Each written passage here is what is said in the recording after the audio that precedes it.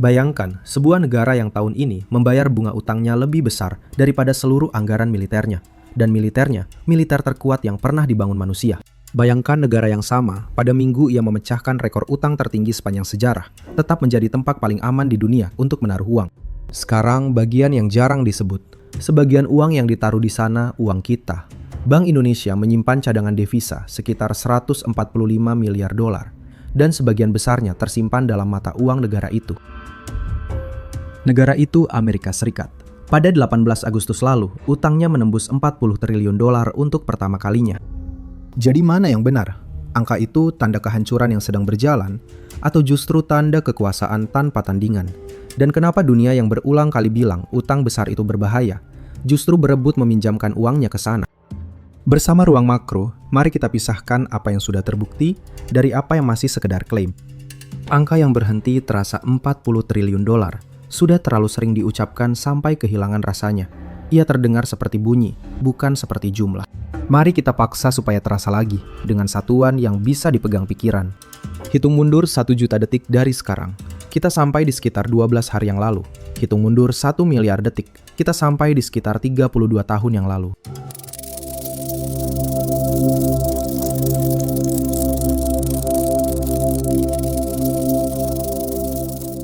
Hitung mundur 1 triliun detik, dan kita sampai di sekitar 32.000 tahun yang lalu, jauh sebelum manusia menanam biji pertamanya. 40 triliun detik membawa kita lebih dari 1 juta tahun ke belakang. Ada cara kedua yang lebih dekat ke badan. Bagi angka itu dengan jumlah penduduk Amerika, dan hasilnya sekitar 117.000 dolar per orang. Dengan kurs hari ini, itu sekitar 2 miliar rupiah. Setiap bayi yang lahir di rumah sakit Amerika pagi ini datang membawa tagihan sebesar sebuah rumah. Tetapi besarnya bukan bagian yang paling menarik dari angka ini. Yang paling menarik, kecepatannya. Amerika berdiri pada akhir abad ke-18. Utang nasionalnya baru menyentuh 1 triliun dolar untuk pertama kali pada 22 Oktober 1981, di tahun pertama pemerintahan Ronald Reagan. Hampir 200 tahun untuk triliun yang pertama. Sekarang lihat 45 tahun sesudahnya. Ketika Donald Trump dilantik pertama kali pada Januari 2017, utang itu berada di sekitar 20 triliun. Kurang dari 1 dekade kemudian, ia sudah 2 kali lipat.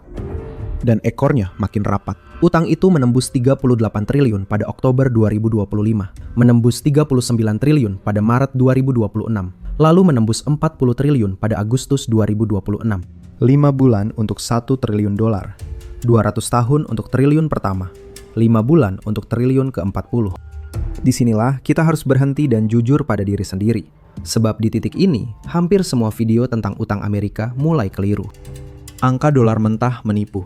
Ia menipu karena dolar tahun 1981 dan dolar tahun 2026 bukan barang yang sama. Dan karena ekonomi penanggungnya juga tumbuh.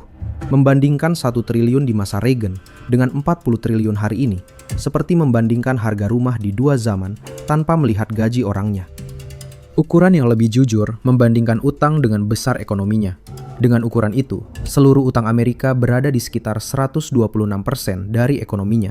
Tetapi seluruh utang mencakup tagihan pemerintah kepada dirinya sendiri. Kalau kita ambil hanya bagian yang benar-benar ia pinjam dari luar, namanya utang dipegang publik. Angkanya sekitar 101% tahun ini. Angka kedua itu yang penting. Dan penting karena satu alasan. Rekor tertinggi sebelumnya 106%. Tercatat tepat sesudah Perang Dunia Kedua, ketika Amerika baru saja membiayai perang di 2 samudera sekaligus. Kantor Anggaran Kongres memperkirakan angka itu menembus 120% pada 2036. Jadi Amerika sedang bergerak menuju keadaan yang belum pernah ia alami, dan ia bergerak ke sana tanpa Perang Dunia. Ada satu hal lain yang membuat semuanya terasa lebih ganjil. Utang sebesar itu tidak punya wujud. Dulu, obligasi negara berbentuk lembaran kertas bercetak halus, dengan potongan bunga di pinggirnya. Sekarang, hampir seluruhnya berupa baris catatan di pangkalan data, berpindah tangan dalam pecahan detik, tanpa satupun kertas berganti pemilik. 40 triliun dolar itu secara fisik tidak ada di mana-mana. Sebelum kita bertanya apakah ia bisa dibayar, kita perlu menjawab pertanyaan yang jauh lebih mendasar. Dibayar kepada siapa?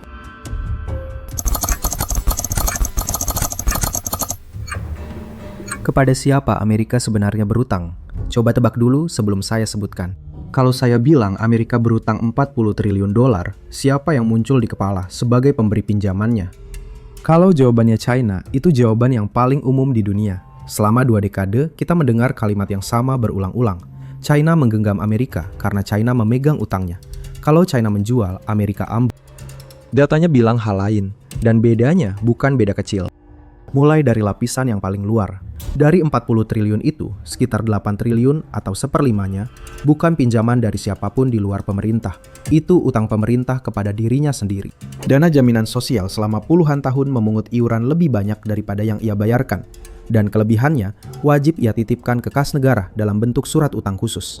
Benda itu betul-betul ada, dan tempatnya bisa ditunjuk. Di sebuah kantor pemerintah di Parkersburg, Virginia Barat, lembaran-lembaran surat utang itu tersimpan dalam map di lemari arsip 4 laci.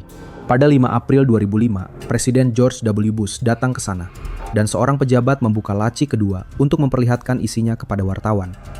Banyak orang memakai pemandangan itu untuk mengatakan bahwa 8 triliun tadi cuma catatan kosong, memindahkan uang dari saku kiri ke saku kanan.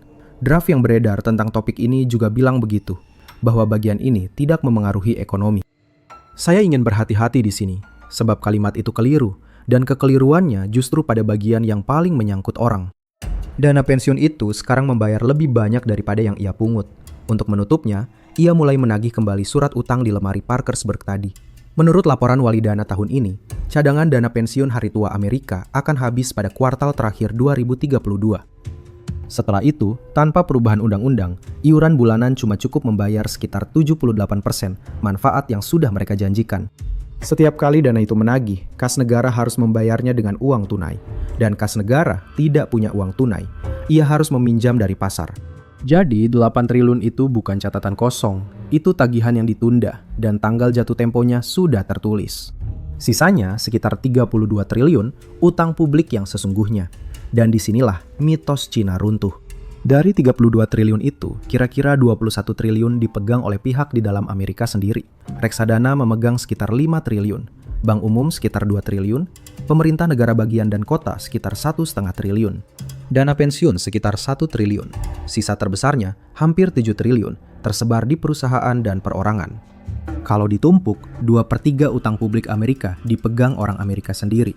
Guru yang menabung lewat dana pensiun sekolahnya, pensiunan yang menaruh uangnya di reksadana pasar uang, kota kecil yang memarkir kas daerahnya. Merekalah pemberi pinjaman terbesar negara itu.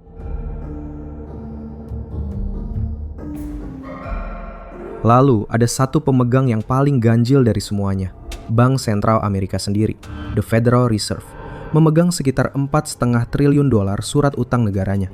Lembaga pencipta dolar juga salah satu pembeli terbesar utang yang ditulis dalam dolar.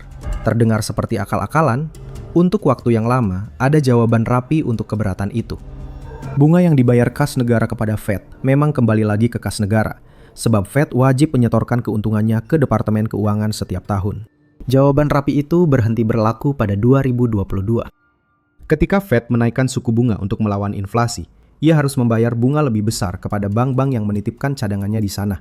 Sementara, obligasi lama di tangannya tetap berbunga rendah. Sejak September 2022, setoran Fed ke kas negara nol. Kerugian yang menumpuk ia catat sebagai tagihan atas keuntungannya sendiri di masa depan. Dan pada akhir kuartal ketiga 2025, tumpukan itu sudah sekitar 243 miliar dolar. Selama tumpukan itu belum lunas, tidak ada 1 sen pun kembali ke kas negara. Lubang yang dulu tertutup sekarang menganga. Sekarang bagian asingnya. Sekitar 1/3 utang publik Amerika dipegang pihak luar negeri, dan susunannya mengejutkan orang yang belum pernah melihatnya. Pemegang asing terbesar Jepang dengan sekitar 1,5 triliun dolar. Kedua, Inggris dengan sekitar 900 miliar. Cina baru ketiga dengan sekitar 700 miliar. 700 miliar dari 40 triliun, kurang dari 2%. Dan arah geraknya berlawanan dengan cerita yang biasa kita dengar. Kepemilikan China memuncak di sekitar 1,4 triliun dolar pada 2013, lalu turun hampir terus-menerus sejak itu. Pada April 2026, ia menyentuh sekitar 650 miliar dolar, tingkat terendah sejak September 2008. Ada catatan jujur yang harus ditambahkan di sini. Sebagian kepemilikan Cina diduga berpindah lewat baga penitipan di Belgia dan Luxembourg, sehingga angka resminya mungkin lebih rendah daripada kepemilikan sebenarnya. Selisihnya tidak ada yang tahu pasti. Tetapi arah turunnya sendiri tidak terbantah. Jadi ceritanya terbalik dari yang beredar. Amerika tidak sedang disandra oleh pemberi pinjaman asing. Justru pemberi pinjaman asing yang tidak punya tempat lain untuk pergi. Termasuk kita. Indonesia memegang sekitar 37 miliar dolar surat utang Amerika per Mei 2026. Bukan karena kita menyukai kebijakan anggaran Washington, karena tidak ada aset lain di planet ini yang bisa kita jual dalam jumlah miliaran dolar pada hari Selasa siang tanpa menggerakkan harganya sendiri. Ekonom Michael Pettis dan Matthew Klein dalam buku mereka Trade Wars are Class Wars menjelaskan bahwa negara yang menjual lebih banyak barang daripada yang ia beli akan menumpuk klaim atas negara pembelinya. Dan klaim itu harus disimpan di suatu tempat. Karena pasar keuangan Amerika jauh lebih dalam daripada yang lain, tumpukan itu berakhir di surat utang Amerika hampir dengan sendirinya. Kalimat itu perlu diturunkan ke bahasa yang lebih gampang supaya tidak lewat begitu saja. Ketika sebuah pabrik di Vietnam menjual sepatu ke Amerika, ia dibayar dalam dolar. Dolar itu masuk ke Bank Sentral Vietnam. Bank Sentral Vietnam tidak mungkin menyimpan dolar sebanyak itu sebagai uang tunai di brankas. Maka ia membelikannya surat utang Amerika. Dengan begitu, setiap kontainer yang berlayar ke pelabuhan Los Angeles pulang membawa pinjaman baru untuk pemerintah Amerika. Dan dari sinilah kita sampai ke jantung persoalannya. Kenapa dunia mau melakukannya?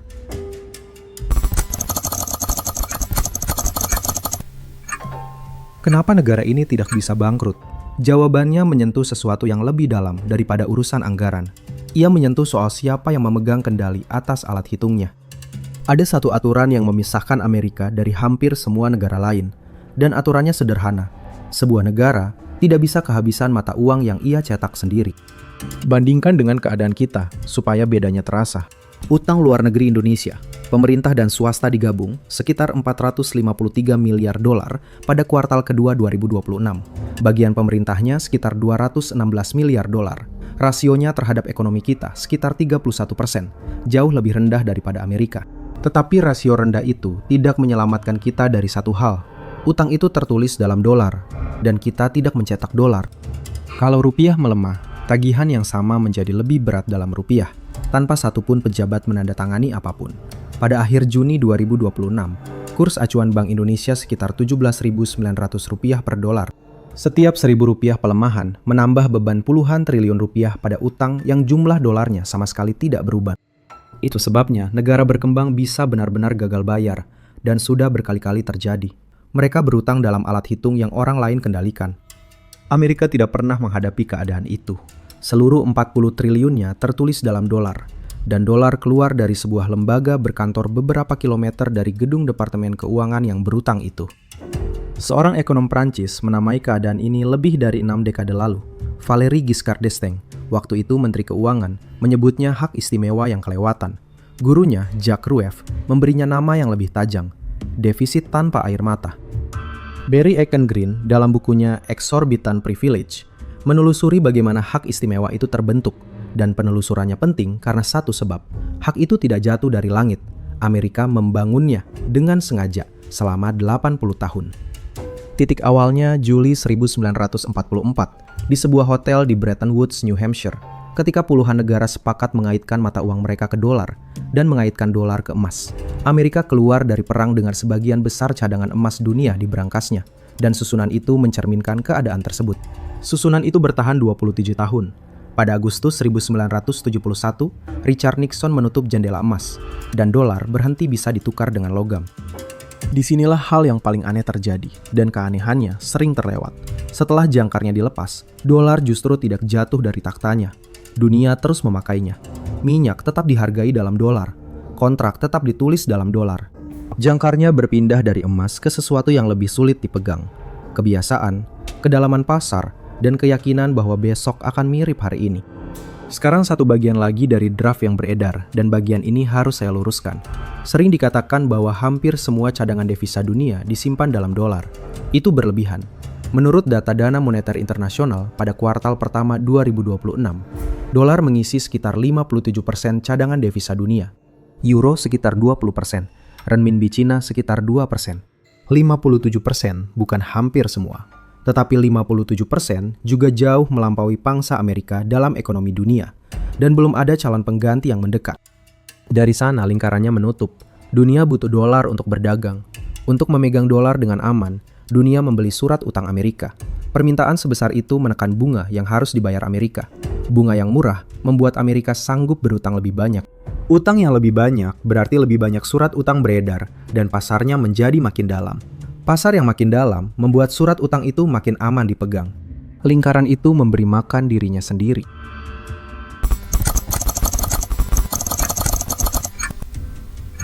Dan justru di situ letak jebakannya. Jebakannya bukan di angka. Pada 1960, seorang ekonom Belgia bernama Robert Triefin memberi kesaksian di Kongres Amerika. Ia menuangkan gagasannya di buku Gold and the Dollar Crisis, dan isinya satu masalah yang sampai hari ini belum terpecahkan. Kalau dunia memakai mata uang satu negara sebagai alat simpan bersama, dunia membutuhkan pasokan mata uang itu dalam jumlah yang terus bertambah. Dan satu-satunya cara negara penerbit memasok dunia dengan mata uangnya dengan membelanjakan lebih banyak keluar daripada yang ia terima, yaitu dengan defisit. Tetapi defisit yang berjalan terus akan pelan-pelan menggerogoti alasan orang mempercayai mata uang itu. Jadi negara penerbit menghadapi dua tuntutan yang saling meniadakan. Kalau ia berhenti defisit, dunia kekurangan alat simpan dan perdagangan tercekik. Kalau ia terus defisit, kepercayaan pada alat simpan itu terkikis. Triefin menulisnya untuk sistem emas, dan sistem emas memang runtuh persis seperti yang ia ramalkan 11 tahun kemudian. Bentuk masalahnya tidak ikut runtuh, ia cuma berpindah wujud. Inilah bagian paling penting dari seluruh video ini, dan saya akan mengatakannya pelan-pelan. Kemampuan Amerika berutang tanpa batas dan kerentanan Amerika terhadap hilangnya kepercayaan bukan dua hal yang berbeda. Keduanya satu mesin yang sama, dilihat dari dua sisi. Hak istimewa itu sendiri melahirkan tumpukan, dan tumpukan itulah yang akhirnya membuat hak istimewanya bisa dipertanyakan. Amerika tidak bisa bangkrut, tetapi harga dari tidak bisa bangkrut itu ada. Dan sekarang kita hitung berapa.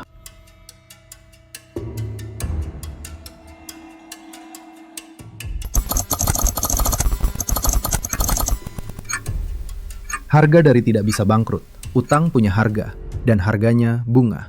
Tahun anggaran ini, Amerika membayar bunga bersih sekitar 1 triliun dolar. Bukan pokoknya, bunganya saja dalam 1 tahun. Angka itu perlu ditaruh di sebelah angka lain supaya terasa. Anggaran pertahanan Amerika tahun ini sekitar 885 miliar dolar. Amerika sekarang membayar lebih banyak kepada pemberi pinjamannya daripada kepada seluruh angkatan bersenjatanya. Untuk pos yang lebih besar lagi, jaminan sosial mengambil sekitar 1,5 triliun. Medicare sekitar 1 triliun juga, praktis seri dengan bunga. Jadi, bunga berebut tempat kedua dan ketiga dengan program kesehatan orang tua, tergantung cara menghitungnya. Draft yang beredar menyebutnya pasti kedua. Kenyataannya lebih dekat ke seri, dan saya lebih suka menyebutnya apa adanya. Sejarawan Niall Ferguson dalam kajiannya untuk Hoover Institution mengangkat satu pola yang ia sebut hukum Ferguson. Isinya begini, kekuatan besar yang membelanjakan lebih banyak untuk membayar bunga utangnya daripada untuk pertahanannya, berisiko berhenti menjadi kekuatan besar. Ferguson menelusurinya ke belakang, dan daftarnya panjang. Spanyol di masa Habsburg, Prancis menjelang revolusi, Kekaisaran Utsmaniyah, dan Inggris yang membayar bunga lebih besar daripada pertahanan hampir sepanjang masa setelah Perang Dunia Pertama, lalu keluar dari keadaan itu dengan cara mahal. Melepas jajahannya, membatasi persenjataannya, dan menyerahkan sebagian pengaruhnya. Amerika melewati batas itu pada 2024. Bunga 881 miliar dolar melewati pertahanan sekitar 850 miliar. Pertama kali sejak 1934. Mekanismenya sendiri tidak mistis. Setiap dolar yang keluar untuk bunga tidak bisa membiayai apapun lagi. Dan tidak ada satupun kelompok pemilih membelanya, sebab bunga tidak punya pemilih. Sekarang ke angka paling menentukan arah. Dan di sini, saya harus mengoreksi draft yang beredar 2 kali. Tahun ini bunga menelan sekitar 19% dari seluruh penerimaan pajak federal. Hampir 1 dari 5 dolar pajak habis sebelum sempat membiayai apapun. Draft yang beredar menulis bahwa angka itu menjadi 20% dalam 1 dekade. Kantor Anggaran Kongres memperkirakan 26% pada 2036. Draft itu terlalu tenang. Draft yang sama menulis 50% dalam 3 dekade.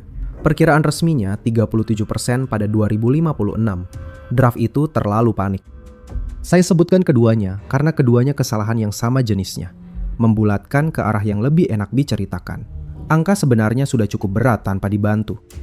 Bayi yang lahir pagi ini akan berumur 30 tahun pada 2056. Di tahun itu, lebih dari 1/3 pajak orang Amerika langsung berpindah ke pemegang surat utang, sebelum negara memperbaiki satu jalan atau menggaji satu guru. Pertanyaan berikutnya, kenapa? Bagaimana negara terkaya dunia sampai ke sini? Jawabannya tidak nyaman, dan saya akan mengatakannya apa adanya.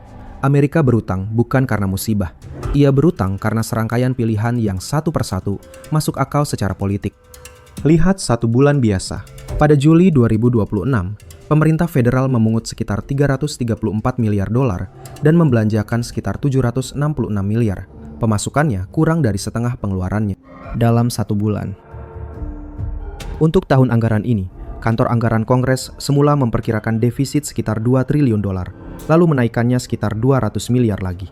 Sebabnya, sebagian penerimaan tarif yang sudah telanjur dianggarkan harus dikembalikan setelah pengadilan membatalkan dasar hukumnya. Sekarang beda sisi belanjanya. Dari sekitar 7 triliun dolar setahun, kira-kira 60% mengalir ke 3 tempat: jaminan sosial, kesehatan lewat Medicare dan Medicaid, dan perawatan veteran. 3 pos itu bukan pemborosan yang bisa dicoret di rapat anggaran.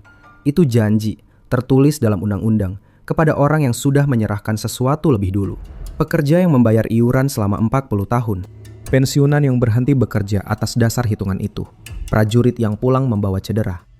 Sisi penerimaannya bergerak ke arah sebaliknya. Undang-Undang Pajak 2017 menurunkan tarif pajak korporasi dari 35% menjadi 21%. Hari ini pajak penghasilan perorangan menyumbang sekitar separuh penerimaan federal, sementara pajak korporasi menyumbang sekitar 9%.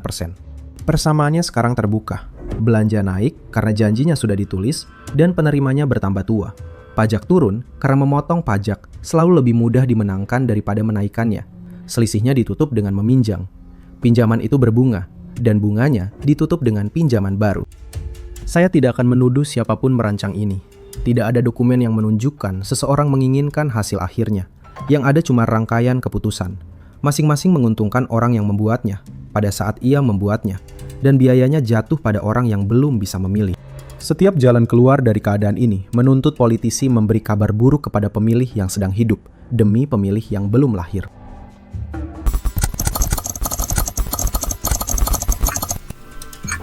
Yang terbukti dan yang masih klaim kalau Amerika tidak bisa kehabisan dolar. Lalu apa sebenarnya yang bisa pecah? Pertanyaan itu jarang ditanyakan, dan jawabannya kunci dari semuanya. Yang bisa pecah bukan negaranya, yang bisa pecah harganya, harga uangnya, dan harga meminjamnya. Jalur pertama lewat bunga. Kalau pembeli surat utang mulai ragu, mereka tidak berhenti membeli. Mereka minta bayaran lebih tinggi. Bunga yang lebih tinggi menaikkan biaya utang. Biaya yang naik memperbesar defisit. Defisit yang membesar menambah keraguan. Putaran itu berjalan ke arah yang salah, dan tidak ada rem di dalamnya. Jalur ini bukan hitungan di atas kertas. Ia bergerak pada minggu yang sama utang itu menembus 40 triliun. Pada 18 Agustus 2026, imbal hasil obligasi Amerika bertenor 30 tahun menyentuh sekitar 5,3%, tertinggi sejak 2007. Tenor 10 tahun menyentuh sekitar 4,34%, tertinggi dalam kira-kira 20 bulan. Departemen Keuangan menjawab dengan melipat gandakan pembelian kembali obligasi jangka panjangnya dari sekitar 2 miliar dolar menjadi sekitar 4 miliar. Jalur kedua lebih pelan dan lebih licik. Amerika bisa memenuhi kewajibannya dengan uang yang nilainya lebih rendah. Tidak ada yang gagal bayar. Semua angka di kontrak terpenuhi. Yang berubah cuma daya beli angka itu. Karena dunia menyimpan tabungannya dalam dolar, penurunan nilai dolar memindahkan sebagian kekayaan dari pemegang dolar ke penerbit dolar, tanpa satupun rapat dan tanpa satupun tanda tangan, termasuk dari cadangan devisa kita. Sampai di sini saya harus konsisten dengan yang saya janjikan di awal. Saya sudah bilang, narasi Amerika akan runtuh itu keliru, dan saya tidak boleh menyelundupkannya kembali lewat pintu belakang. Jadi mari kita periksa klaim yang paling sering dipakai untuk menakut-nakuti, dan periksa asal-usulnya. Pada 2009, dua ekonom Harvard, Carmen Reinhart dan Kenneth Rogoff, menerbitkan hasil penelusuran 8 abad krisis utang di buku mereka This Time is Different. Setahun kemudian, mereka menyaring satu angka dari bahan itu, lewat kertas kerja berjudul Growth in a Time of Debt. Temuannya sederhana dan mudah dikutip. Negara dengan utang di atas 90% ekonominya tumbuh jauh lebih lambat, bahkan menyusut. Angka itu menyebar ke seluruh dunia dalam hitungan bulan. Menteri Keuangan mengutipnya. Program pengetatan anggaran di Eropa berdiri di atasnya. Pada 2013, seorang mahasiswa pasca sarjana di Universitas Massachusetts bernama Thomas Herndon mendapat tugas kuliah untuk mengulang hitungan sebuah kertas kerja terkenal. Ia memilih kertas kerja itu, dan ia tidak berhasil mendapat angka yang sama. Bersama dua dosennya, Michael S. dan Robert Paulin, ia meminta berkas aslinya. Di dalam berkas itu ada kesalahan rumus. Beberapa baris negara tidak ikut terhitung, ditambah cara pembobotan yang tidak lazim, dan beberapa data mereka keluarkan tanpa alasan terang. Setelah diperbaiki, negara dengan utang di atas 90% ternyata tumbuh sekitar 2% setahun, bukan menyusut. Jangan salah membaca hasil ini. Para pembantahnya sendiri menemukan bahwa pertumbuhan memang melambat seiring naiknya utang. Yang hilang bukan hubungannya, yang hilang jurangnya. Tidak ada ambang ajaib yang begitu dilewati menjatuhkan sebuah negara. Dan ini pelajaran yang lebih besar daripada satu kertas kerja. Angka yang paling mudah diceritakan cenderung menyebar paling jauh dan cenderung paling jarang diperiksa. Sekarang bukti tandingannya, dan bukti ini nyata. Jepang menanggung rasio utang tertinggi di dunia selama puluhan tahun tanpa runtuh. Harganya stabil, keretanya tetap tepat waktu. Dunia terus meminjaminya uang dengan bunga yang nyaris nol.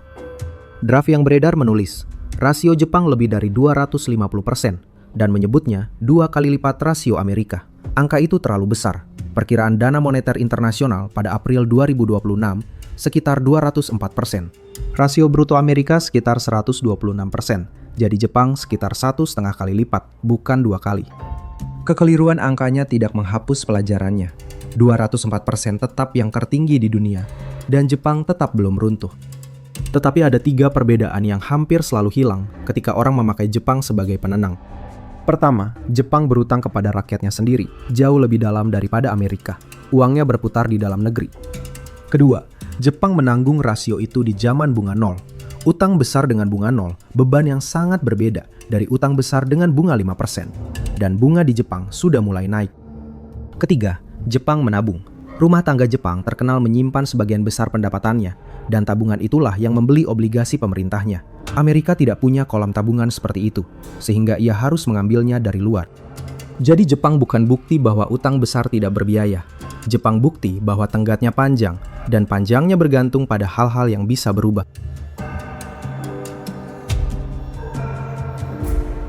Sekarang saya susun apa adanya, dalam 2 tumpukan. Yang sudah terbukti, Amerika tidak akan gagal bayar secara teknis, sebab ia selalu bisa menciptakan alat pembayarnya. Bunga yang ia bayar sekarang sudah melampaui anggaran pertahanannya, dan itu terjadi sebelum krisis apapun datang. Bunga menelan 19% penerimaan pajaknya tahun ini. Rasio utangnya sedang bergerak menuju wilayah yang belum pernah ia masuki di masa damai, dan imbal hasil obligasi jangka panjangnya berada di tingkat tertinggi sejak 2007. Yang masih klaim bahwa ada ambang tertentu yang begitu dilewati menjatuhkan sebuah negara, bahwa keruntuhannya sudah dekat, bahwa ada tanggal yang bisa disebutkan. Tidak satu pun dari 3 hal itu terbukti, dan yang pertama malah sudah gugur diuji. Siapapun yang menyebutkan tanggalnya sedang menjual sesuatu, ketakutan, atau emas, atau langganan buletin. Yang lebih jujur daripada keduanya berbentuk lain. Ekonom Hyman Minsky di bukunya Stabilizing an Unstable Economy menjelaskan bahwa masa tenang berkepanjangan justru membuat orang berani mengambil resiko lebih besar, dan keberanian itulah yang menyiapkan guncangan berikutnya.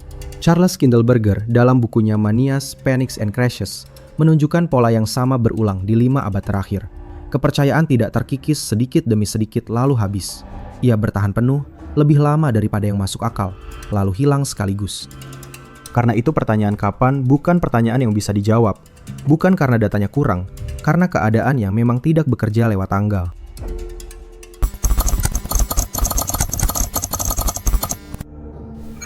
Dua kubu, dan bagian yang keduanya benar. Sampai di sini, pantas kita dengarkan 2 kubu yang paling serius memperdebatkan soal ini, sebab keduanya punya bagian yang benar. Kubu pertama bilang, seluruh kekhawatiran tadi salah tempat. Stephanie Kelton dalam bukunya The Deficit Myth menyusun argumen, dan argumennya berangkat dari kenyataan yang sudah kita bahas. Negara yang menerbitkan mata uangnya sendiri tidak pernah kehabisan mata uang itu. Ia tidak seperti rumah tangga yang harus mencari uang lebih dulu sebelum membelanjakannya. Ia membelanjakan lebih dulu, lalu menarik sebagiannya kembali lewat pajak. Kalau begitu, batas yang sesungguhnya bukan angka di neraca. Batasnya barang dan tenaga yang tersedia di dunia nyata. Selama masih ada pabrik menganggur dan orang menganggur, belanja pemerintah menghidupkan keduanya. Begitu semuanya sudah terpakai, belanja tambahan cuma menaikkan harga. Kubu itu bilang kita salah mengukur. Yang seharusnya kita awasi inflasi dan kapasitas produksi, bukan rasio utang. Kubu kedua menjawab dengan satu keberatan yang tidak mudah dibantah. Semua itu benar untuk pemerintah yang berutang dalam mata uangnya sendiri, kepada rakyatnya sendiri, di dunia tanpa pilihan lain. 3 syarat itu tidak berlaku selamanya. Ray Dalio dalam bukunya Principles for Dealing with the Changing World Order menyusun pola panjang yang ia sebut siklus utang besar. Ia menelusuri Belanda, lalu Inggris, lalu Amerika, dan menemukan urutan yang mirip di ketiganya. Negara menjadi kuat, mata uangnya menjadi mata uang cadangan. Statusnya membuat ia bisa berutang lebih murah daripada yang pantas. Utangnya menumpuk, lalu pemegang mata uang itu perlahan mencari tempat lain, dan status yang tadinya melindungi berubah menjadi beban. Bagian yang harus kita catat dari Dalio bukan ramalannya, sebab ramalan tanggal sudah kita buang tadi. Bagian yang berguna urutannya. Setiap tahap terlihat masuk akal ketika sedang dijalani. Dan ada satu bukti yang menunjukkan betapa dalam sistem ini sudah tertanam. Adam Tooze dalam bukunya Crash mencatat bahwa ketika krisis keuangan meledak pada 2008, bank-bank di Eropa dan Asia kekurangan dolar, bukan kekurangan mata uang mereka sendiri. Yang menyelamatkan mereka, Bank Sentral Amerika, lewat jalur pertukaran mata uang. Jalur itu membuka keran dolar ke bank sentral negara lain. Pikirkan apa yang sebenarnya terjadi di situ. Sebuah lembaga yang dibentuk oleh Kongres Amerika, dengan mandat menjaga harga dan lapangan kerja di Amerika, bertindak sebagai penyelamat terakhir bagi bank di Frankfurt dan Seoul. Kalau kita mencari bukti bahwa dolar bukan sekedar mata uang satu negara, buktinya di situ. Dan kalau kita mencari alasan kenapa dunia sulit melepaskan diri, alasannya juga di situ. Jadi, kedua kubu benar pada bagian yang berbeda. Amerika memang tidak menghadapi batas yang sama dengan kita, dan hak istimewa itu memang bergantung pada kesediaan pihak lain yang tidak seorang pun bisa menjamin akan bertahan.